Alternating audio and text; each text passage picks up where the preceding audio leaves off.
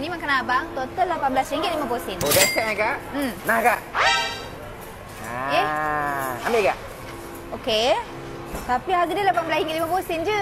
Ni sampai 320 ni. Okey kak. Makanan ni RM20 tu kan? Okey. Okey, lagi 300 ni untuk mas kahwin kita nanti. Sebab akak ni cantik lah kak. Saya dah lama dah minat kat akak tau. Mas kahwin Selangor kak. Tak nak kak? Tak nak kak? Nak kak?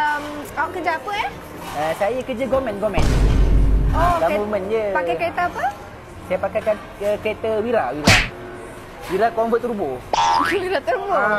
Oh, iya ke? Laju tu kak.